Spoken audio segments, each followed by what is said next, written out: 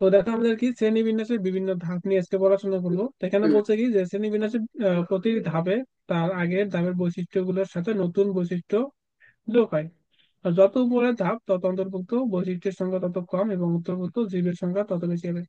তাহলে দেখো এখানে যে আমাদের একটার পর একটা আছে, অর্থাৎ প্রথম আমাদের যে ভাগটা সেটা হচ্ছে রাজ্য, এরপর আসে পর্ব, তারপর আসে হলো শ্রেণী, তারপর হচ্ছে বর্গ।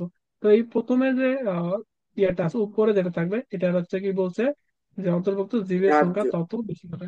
উপরের দিকেটা জীবের সংখ্যা তত বেশি বেশি হবে, কিন্তু বৈশিষ্ট্য তত কম হবে। দেখো অন্তর্ভুক্ত জীবের আহ এখানে বৈশিষ্ট্য সংখ্যা তত কম হবে। উপরের দিকে থাকলে বৈশিষ্ট্য আমাদের কি কম হবে, কিন্তু জীবের সংখ্যা বেশি হবে। আর যেগুলো নিচের দিকে থাকবে, নিচের দিকের গুলা কি হবে, নিচের দিকের গুলার আমাদের আহ, উদ- আহ, জীবের সংখ্যা আমাদের কম হবে, কিন্তু বৈশিষ্ট্যের সংখ্যা আমাদের কি বেশি হবে।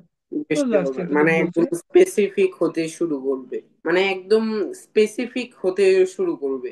তাহলে দেখো এই যে এখানে ইয়েটা আছে, হ্যাঁ। তো এখানে যে সিরিয়ালটা আছে, তুমি সিরিয়ালটা একটু মনে রাখার চেষ্টা করবে। তো এখানে সিরিয়ালটা মনে রাখা আমি একটা ট্রিক্স বলে দিতে পারি। প্রথম আমাদের কি রাজ্য আছে, কিংডম, তাহলে আমি প্রথমটা হুম। কে নিলাম। তারপর আমি এ, ফিলাম আছে বা পর্ব আছে, তাহলে আমি এখান থেকে পি নিলাম।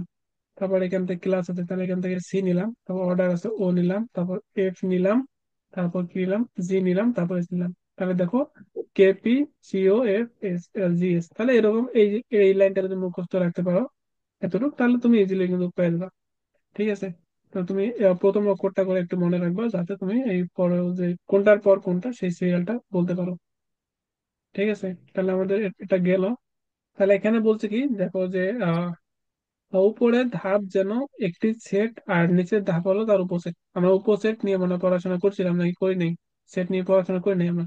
তো যাই হোক, আমাদের কি বলছে যে উপরে যেটা থাকবে সেটা হচ্ছে কি, মনে করো উপরে একটা আছে, নিচেরটা হচ্ছে উপসেট। হ্যাঁ, হুম। এগুলো দরকার নেই তো, তো এগুলো বাদ দাও। না, এটা বুঝেছি অপোসিট কোনটা, এটা আমাদের সাধারণ গণিতে আছে, তো ওইটা করা হয়েছে।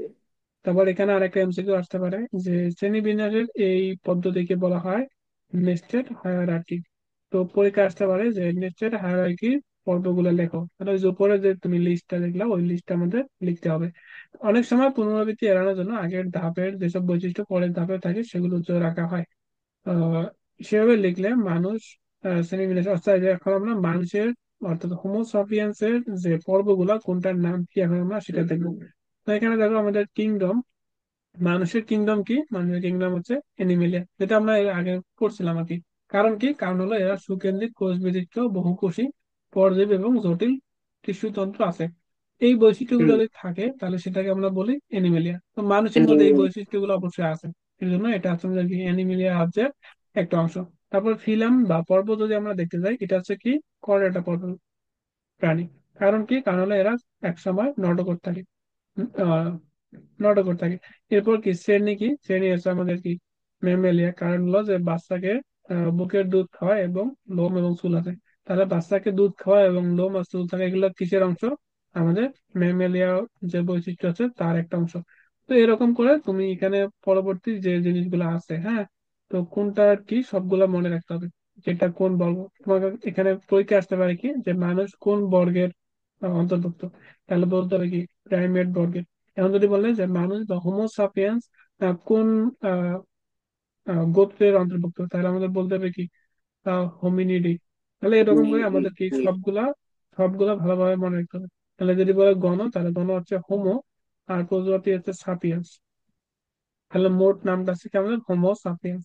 তাহলে এই যে জিনিসটা আছে, তো পরীক্ষায় আসতে পারে এরকম যে হলো যে মানুষের বা হোমো সাপিয়েন্স এর বিভিন্ন যে বৈশিষ্ট্য আছে বৈশিষ্ট্যগুলো লেখো। তাহলে আমাদেরকে এই পুরা জিনিসটা আমাদেরকে ভালো মতো লিখতে হবে। তো এইভাবে সাইড সাইড করে লিখতে হবে না, নিচে নিচে লিখলে হয়ে যাবে। ঠিক আছে, এভাবে ইয়ে করে লেখার দরকার নেই, বাঁকা করে নিচে নিচে লিখলেই হয়ে যাবে। তো দ্বিপদ নামকরণের পদ্ধতি, এটাকে এখন আমরা পড়বো। এখন পড়বো হলো যে দ্বিপদ নামকরণ পদ্ধতি, অর্থাৎ এই যে মানুষের, যে মানুষ যেমন আছে হোমো সাপিয়েন্স, অর্থাৎ এখানে দুইটা পদ আছে। তারপর কাঁঠালের নাম পড়ছিলাম আমরা এর আগে মনে হয়, আরো যে বিভিন্ন বিভিন্ন নামগুলো আছে সেখানে কি দুইটা করে নাম আছে। এর জন্য এটাকে বলা হয় দ্বিপদ নামকরণ। আর এই দ্বিপদ নামকরণ গুলো কিভাবে করা হয়, এই পদ্ধতিটা হচ্ছে আমাদের দ্বিপদ নামকরণ পদ্ধতি। তো এখানে দেখো বলছে কি যে একটি জীবের বৈজ্ঞানিক নামের দুইটি অংশ বা পদ নিয়ে গঠিত। তাহলে আমরা কি দেখতে পাচ্ছি যে একটা বৈজ্ঞানিক নামের কটা অংশ থাকে? একটা বৈজ্ঞানিক নামের দুটি অংশ থাকে, দুটি পদ নিয়ে গঠিত। প্রথম অংশটি হচ্ছে তার গণের নাম, প্রথম অংশটা কি গণ, এবং দ্বিতীয় অংশটি আছে প্রজাতির নাম। এটা অবশ্যই এমসিকিউ এর জন্য গুরুত্বপূর্ণ, যে আমাদের যে মানুষের যে নাম বললাম আমাদের কি হোমো সাপিয়েন্স, হোমো সাপিয়েন্স, তাহলে এই হোমোটা কি, হোমোটা হচ্ছে আমাদের গণের নাম, আর সাপিয়েন্সটা হচ্ছে আমাদের কি প্রজাতির নাম। যেমন গোল আলুর বৈজ্ঞানিক নাম হচ্ছে সোলানাম টিউবারিজম। তাহলে এই যে সোলানাম যে জিনিসটা আছে সেটা হচ্ছে আমাদের গণের নাম, আর এই যে টিউবারিজম যেটা আছে সেটা হচ্ছে আমাদের কিসের নাম, প্রজাতির নাম। এখানে তাকে বলছে যে এখানে সোলানাম হচ্ছে গণনাম এবং টিউবারিজম প্রজাতির নাম বোঝায়। অর্থাৎ সোলানাম কি, যে গণের নাম বোঝায়, এবং টিউবারিজম প্রজাতির নাম বোঝায়। এরূপ দুটি পদ নিয়ে গঠিত নামকে দ্বিপদ নাম এবং নামকরণের প্রক্রিয়াকে দ্বিপদ নামকরণ পদ্ধতি বলে। অর্থাৎ আমাদের কি বৈজ্ঞানিক নামগুলা দুইটা নাম নিয়ে গঠিত হয়, এগুলাকে বলা হয় দ্বিপদ নাম। আর এই দ্বিপদ নামকরণ করার পদ্ধতি যেটা আছে সেটাকে বলা হয় দ্বিপদ নামকরণ পদ্ধতি। তো এগুলো একটু ভালো করে পড়লেই তুমি বুঝতে পারবে। তারপরে এবার বলছি কি যে দ্বিপদ নামকরণ পদ্ধতির লক্ষ্য একটাই, তা হচ্ছে ওই বৈচিত্র্যময় জীব জগতের প্রতিটি জীবকে আলাদা নামে সঠিকভাবে জানা। অর্থাৎ একটা জিনিসের যদি নাম না থাকে তাহলে আমরা চিনবো কিভাবে? অথবা মনে করো একটা জিনিসের, মনে করো অনেক কয়েকটা জিনিসের একই নাম, তাহলে বুঝবা। মনে করো তোমার বাড়ির যে পাঁচজন মানুষ আছে, তাহলে পাঁচজন মানুষের নাম যদি তোমার একই নাম হয়, তাহলে তুমি একজনকে ডাকলে কি পাঁচজন চলে আসবে, তাই না? এর জন্য কি আলাদা আলাদা আমাদের কি নামের প্রয়োজন। এর জন্যই আসলে আমাদের দ্বিপদ নামকরণটা করা হয়। তো এরপর বলতে কি যে আন্তর্জাতিক কিছু সুনির্দিষ্ট নিয়ম নীতি মেনে জীবের নামকরণ নির্ধারণ করা হয়। তো তুমি মনে করো যে এখন চাইলে একটা নামকরণ করে দিতে পারবে না। মনে করো আমার একটা মন চাইলে যে আমি একটা প্রজাতি পাইলাম, এটার নাম একটা করে দিলাম। তো তুমি চাইলেই পারবা না। তুমি নাম কি করতে পারবা, তুমি নামটা এক জায়গায় সাজেস্ট করতে পারবা, ওরা দেখবে, পরীক্ষা নিরীক্ষা করবে, এরপর তোমার নামটা ফাইনাল আসবে। তো এই কাজটা করে কি, এই কাজটা করে উদ্ভিদের জন্য হলো যে international code of botanical nomenclature. তাহলে এই যে আইসিবিএন কর্তৃক এবং প্রাণীর যে নামগুলো আছে সেই নামগুলো international code of zoological nomenclature ICZN কর্তৃক স্বীকৃত নিয়ম অনুসারে হতে হবে। অর্থাৎ আমরা যে কোনো নিয়ম অনুসারে নামটা করতে পারি না, আমরা নাম দিব, তারপর এটাকে এই যে ICBN, তাহলে ICBN এর আমাদের ফুল নেমটা কি এটা মনে রাখতে হবে। তারপর ICZN এটার ফুল নেম কি মনে রাখতে পারে, তার মনে রাখতে পারে, পরীক্ষা আসতে হবে, পরীক্ষা আসতে পারে, ঠিক আছে? তাহলে এই যে ICBN এবং ICZN এরা আবার নামগুলোকে পরীক্ষা নিরীক্ষা করে এরপর তুমি যে কোনো একটা নাম দিতে পারবা। তারপর প্রকৃতপক্ষে এই কোড পুস্তকাকারে লিখিত একটি দলিল। নামকরণ ল্যাটিন শব্দ হওয়ায় কোনো জীবের বৈজ্ঞানিক নাম সারা বিশ্বে একই নামে পরিচিত। আর আমাদের যে নামকরণ গুলো করা হয় সেই নামকরণ গুলো কিসে করা হয়, ল্যাটিন শব্দে করা হয়। আবার এখানে বলছে কি দেখো যে 1753 সালে সুইডিশ বিজ্ঞানী ক্যারোলাস লিনিয়াস স্পেসিস প্ল্যান্টারাম বইটি রচনা করেন। তাহলে এই যে ক্যারোলাস লিনিয়াসের একটা বই আছে, বইটার নাম কি, বইটার নাম হচ্ছে স্পেসিস প্ল্যান্টারাম। এই বইটি উদ্ভিদ বিজ্ঞানের একটি গুরুত্বপূর্ণ অধ্যায়ের সূচনা করে, কারণ এর প্রকাশনার মাধ্যমে তিনি দ্বিপদ নামকরণ পদ্ধতি প্রবর্তন করেন। তাহলে আমরা প্রথমে ফার্স্ট দ্বিপদ নামকরণটা কোথায় পাই?